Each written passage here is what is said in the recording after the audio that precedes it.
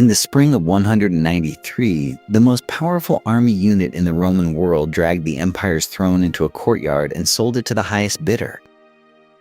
The winner was a 60-year-old senator named Didius Julianus, who outbid his father-in-law in a public auction held outside the barracks while the previous emperor's body was still warm. He lasted 66 days. The men who sold him the throne beheaded him the moment a stronger army showed up at the gates. But how does the world's most formidable empire reach a point where its own elite soldiers are auctioning off supreme power to whoever arrives with the most cash? The night of March 28, 193 AD, a man named Didius Julianus stood outside a military barracks in Rome and shouted a number at soldiers standing on the walls above him. The soldiers were the Praetorian Guard, the most elite fighting force in the empire. Hours earlier, they had murdered the Emperor Pertinax in his own palace. Now they had a problem. A new emperor meant a new patron, and they needed one fast before the legions in the provinces heard what they had done and marched on the city. Their solution was breathtaking in its audacity. They climbed the walls of the Castra Praetoria, their fortress camp on the northeastern edge of Rome, and announced that the imperial throne was available to anyone for the right price. A crowd gathered below. Two men pushed the front. The first was Flavius Sulpicianus, the sitting prefect of Rome, and conveniently the father-in-law of the emperor they had just killed. He had arrived at the camp earlier, nominally to restore order. He had stayed because he recognized an opportunity. The second was Didius Julianus, a wealthy senator who had been pulled from a dinner party by friends who told him the throne was for sale. He arrived still warm from the wine. They bid against each other in the open air, calling up numbers to the guards on the wall, who relayed offers back and forth like auctioneers at a livestock market. The guards leaned toward Sulpicianus early. He was already inside the camp. He had momentum. Julianus panicked and went high. 25,000 sesterces per man. For every soldier in the guard, that was roughly 5 years of military salary per head, paid out in a single night. The guards accepted. Didius Julianus, former dinner party guest, was escorted into the camp, lifted on a shield, and proclaimed Emperor of Rome before the sun rose. The Roman Senate, summoned the next morning, ratified the result. What choice did they have? The man with the guards had the city. The man with the city had everything. But word travels. And 3 armies were already stationed outside Rome's borders, each commanded by a general who had just heard what happened. None of them were selling anything. Marcus Aurelius died in 180 AD, and Rome died a little with him. His son Commodus was 19 years old, healthy, and completely uninterested in governance. What he wanted was the arena. While senators debated policy, Commodus descended into the Colosseum and fought as a gladiator, a spectacle so degrading to the office that his own advisors could barely watch. He was never in real danger. His opponents were crippled men, zoo animals, and slaves who had been told, very clearly, not to win. He killed them anyway by the hundreds and charged the city of Rome a fee for every appearance. Then he renamed the city after himself, Colonia Commodiana. He renamed the months, the legions, the Senate. He had statues recarved to show his own face on Hercules' body. He called himself a god. The Senate endured it.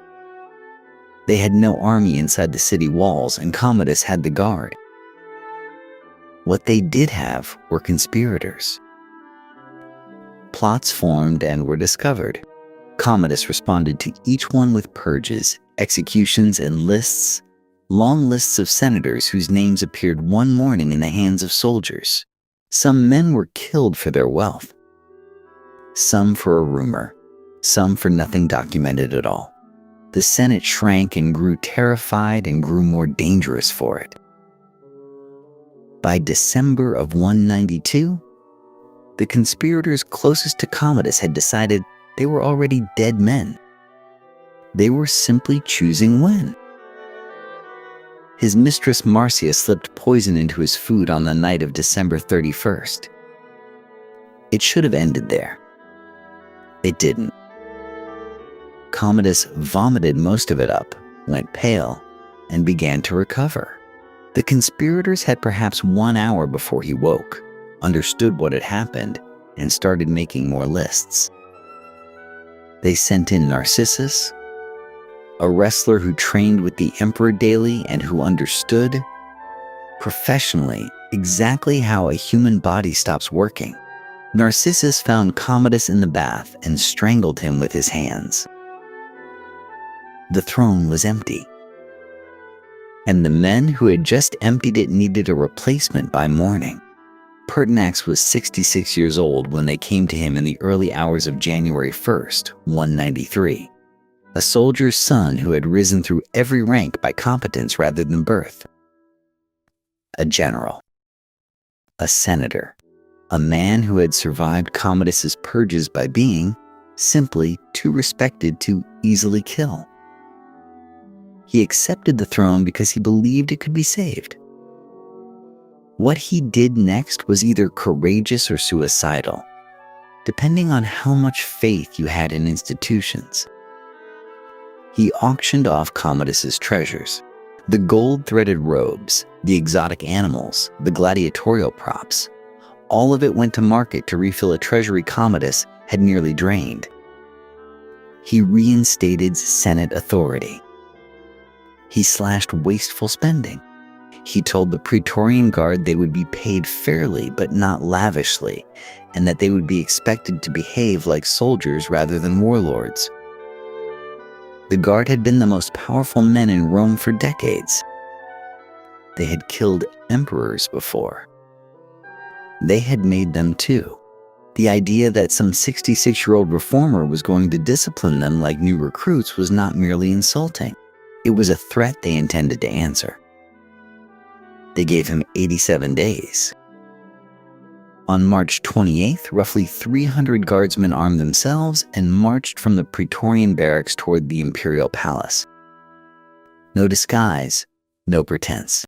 They came in the open, in formation, because they no longer feared consequences. Pertinax was told they were coming. His advisors told him to run or to hide or to find soldiers loyal enough to fight. He refused. He had governed by reason and believed, genuinely, that he could extend that to a mob of armed men who had already decided to kill him. He walked out to meet them unarmed. He spoke to them. He argued. By some accounts, he almost had them. Then one guardsman threw a spear, and the moment broke, and the rest followed. They killed him in the palace he had held for less than 3 months. They severed his head and carried it back to the barracks on a spear. And then, with the head of the emperor still dripping, someone in the guard had an idea so audacious it barely seems real. They were going to sell the throne. Didius Julianus arrived at the palace on March 28, 193, as the highest bidder in human history. He had offered 25,000 sesterces per guardsman, outbid his only rival by brute cash, and been declared emperor by the men still holding Pertinax's severed head. He thought the hard part was over. Rome disagreed. His procession through the streets was not a triumph. Citizens lined the road and threw things. Stones, garbage, open insults screamed at his face. They called him a thief. Some called him worse.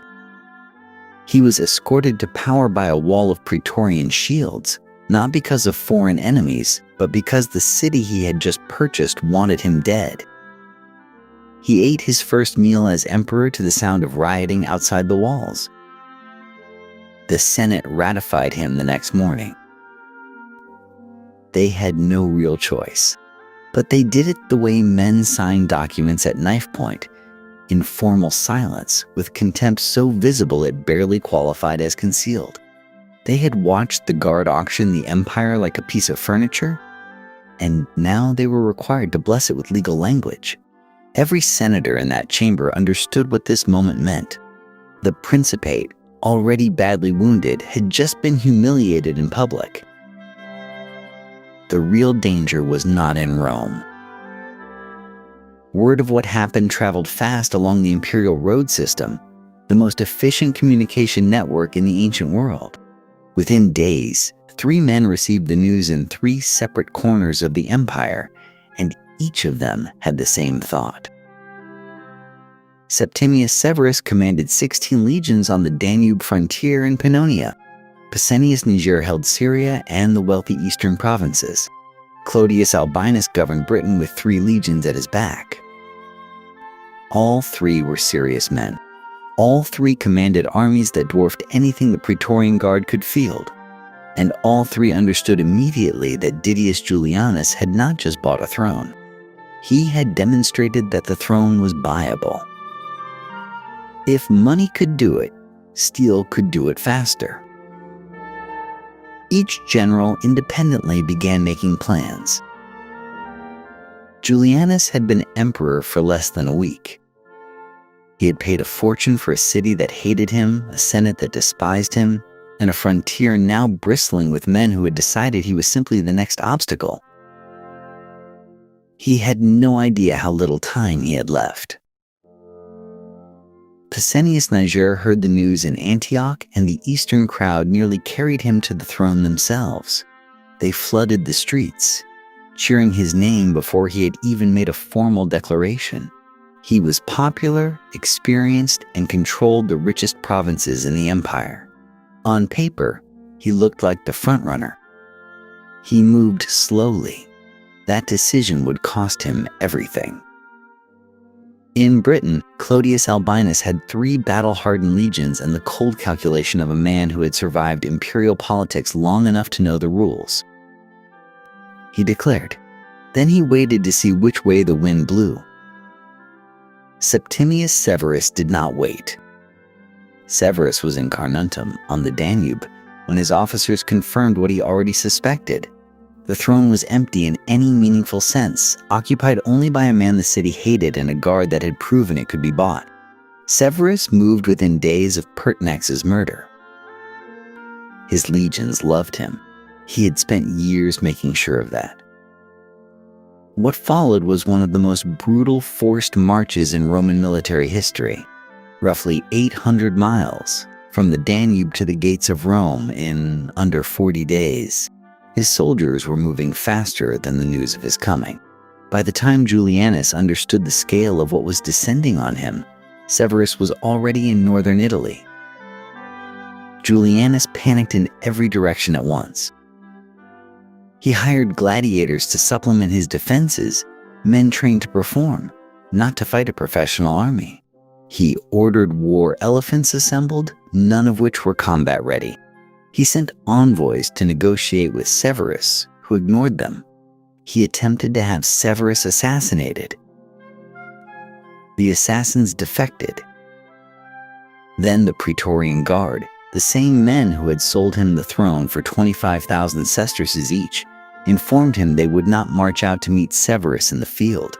They had been paid to make an emperor. Dying for one was not part of the arrangement. The Senate watched all of this unfold and began doing the arithmetic. Severus was days away. Julianus controlled nothing, not the streets, not the guard, not the loyalty of a single general. They had ratified him in silence. What they did next, they did with considerably more enthusiasm. On June 1st, 193, the Roman Senate voted to strip Didius Julianus of every title he had purchased 66 days earlier. The vote was not close. It was barely a debate. The same men who had stood in terrified silence and ratified his claim to the throne now competed to condemn him loudest. The sentence was death. Julianus received the news inside the imperial palace. By then, the building was effectively empty. His staff had melted away. His guards were gone. The slaves had read the situation and made themselves scarce.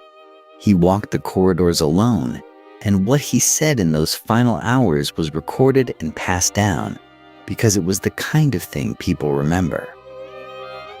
But what evil have I done? Whom have I killed? He was not wrong exactly. He had not been a cruel emperor. He had not executed rivals or purged the Senate or burned a city. He had simply bought a thing that was not for sale, paid men to betray their oath, and assumed that possession was the same as power. The empire had corrected that assumption. One soldier was sent to do it. No ceremony, no formal execution party, just a single man with orders. Julianus was found and killed in a back room of the palace he had owned for less than 10 weeks. The histories do not record whether he died, still asking his question. Septimius Severus entered Rome the following day. He did not enter as a liberator. He entered as a man who had just marched 800 miles to collect what he was owed, and he wanted that understood. He came in full military armor, surrounded by his legions, and he made straight for the Praetorian Guard. What he did to them was a message written in humiliation. He ordered every man in the guard to appear outside the city walls, unarmed, in their tunics. They came because the alternative was death. Severus had them surrounded by his own soldiers, stripped of their weapons and their unit standards, and read them his verdict. They were disbanded. Dismissed, exiled from Rome and forbidden within 100 miles of the city for the rest of their lives. The most powerful military unit in the Roman world was dissolved in a field, standing in their underwear. The men who had sold the empire were punished. The auction had consequences. But Severus had not abolished the Praetorian Guard as an institution. He rebuilt it immediately with soldiers drawn entirely from his own loyal legions. He had not ended the system. He had simply replaced the men running it with men who owed him everything. The empire was stable again, for now. One man held it. He had not been elected, not acclaimed by the people, not chosen by the Senate. He had taken it, and he intended to keep it. Severus held Rome. He did not hold the empire. Two men still commanded armies large enough to destroy him. Pescennius Niger controlled the entire eastern provinces, Syria, Egypt, and the grain supply that fed the capital. Clodius Albinus sat in Britain with 3 battle-hardened legions at his back. Severus could not fight both at once. So he did what he always did. He made a deal he never intended to keep. He named Albinus his Caesar, heir apparent, junior partner in power. The title bought Albinus's patience and bought Severus what he actually needed: time to turn east. Niger never saw the full force of what was coming. Severus drove his armies through the Balkans and into Asia Minor with the speed that had won him Rome in the first place. At Cyzicus, he broke Niger's first defensive line. At Nicaea, he broke the second. Niger fell back, reorganizing, still commanding enormous loyalty across the east. He believed he could hold. He was wrong. The decisive moment came in 194 at Issus, a narrow coastal pass between the mountains and the sea in what is now southern Turkey. It was the same ground where Alexander the Great had shattered the Persian Empire 4 centuries earlier. The geography forced both armies into a killing corridor where numbers stopped mattering and nerve decided everything. Niger's nerve broke first. His army collapsed. He fled toward the Parthian border, hoping to find sanctuary, and was captured before he crossed it. His head was sent to the city of Byzantium, which had held out in his name. Then it was forwarded to other cities across the east. A tour. A demonstration. This is what loyalty to the wrong man looks like. The east was Severus's. He spent the next 2 years consolidating it, campaigning into Mesopotamia, expanding the frontier, building the reputation of a conqueror rather than merely a usurper, all while Albinus waited patiently in Britain, wearing his title of Caesar like a promise. Severus had been buying time. Now he had enough. In 195, he declared Albinus a public enemy of Rome. The title was gone. The deal was canceled. And Albinus had a choice: surrender or fight. He had 3 legions. He chose to fight. The 2 armies met outside Lugdunum in February of 197. Combined, they fielded an estimated 150,000 soldiers. It was the largest Roman force to turn against itself since the civil wars that had made Augustus emperor 2 centuries before. Albinus had crossed from Britain with everything he had. He held Lugdunum, one of the most important cities in the Western Empire, and chose ground he believed he could defend. For a while, it looked like he had chosen correctly. Severus's lines buckled. Then they broke. His cavalry was overrun, his horse killed beneath him, and for a span of hours the battle hung on a point where Severus himself was nearly dragged down in the rout. The man who had outmaneuvered Niger across 3 battles and 2,000 miles of terrain was 1 panicked hour from losing everything on a muddy field in Gaul. He held.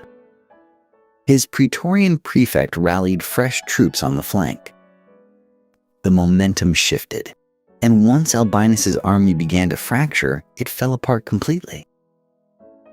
Albinus died that afternoon. Some accounts say he killed himself. Others say he was cut down trying to flee. What is certain is what happened to his body. Severus had it thrown in front of his horse and rode over it. Deliberately. In front of his army. Then he had the corpse sent to Rome. The message was not subtle. It was not meant to be. What followed the battle was methodical and cold. 29 Roman senators were executed for supporting Albinus. Their families were destroyed alongside them. Property was stripped, fortunes confiscated, bloodlines erased from the public record. Severus called it justice. His critics called it what it was: the systematic elimination of anyone who had ever backed the wrong man. Rome had survived the Civil War, but the city that emerged from it was different. The emperor who now ruled it had shown exactly how far he would go. What he built on that foundation would last for decades, and it would cost more than anyone around him expected. Septimius Severus died in 211 AD at Eboracum, in northern Britain, still on campaign at 65 years old. His last recorded advice to his sons was not about law or Rome or the gods. It was 3 sentences. Enrich the soldiers. Pay no attention to anything else. Despise everyone else. That was the empire he had built. Not on institutions, not on the Senate, which he had humiliated and hollowed out, on the loyalty of men with swords, purchased and maintained with cash and favor. It worked for a generation. Then his son Caracalla murdered his brother Geta in their mother's arms, ruled alone for 6 years, and was stabbed by one of his own soldiers on the road to Carrhae. Then another emperor. Then another. The machine Severus had engineered ran exactly as designed. The army made emperors. The army unmade them. In the 50 years between 235 and 284 AD, Rome cycled through more than 26 emperors. Most of them died violently. Most of them were killed by the same soldiers who had raised them up. The throne was not a seat of power. It was a target. This is where the thread runs back to one night in 193 AD, when Didius Julianus stood in the Praetorian camp and bid against a dead man's father-in-law for the right to rule the world. What that auction proved, and what it could never unprove, was that there was no floor. No principle that could not be named at a price. No institution with enough weight to say, this far and no further. Severus understood that. He had won his throne in the chaos that followed. He had no interest in rebuilding what he had burned to get there. The empire would survive another 2 centuries. It would produce great soldiers and capable administrators and moments of genuine stability. But the crack that opened in 193 never fully closed. Rome had seen its own foundation. And what lay underneath was nothing at all.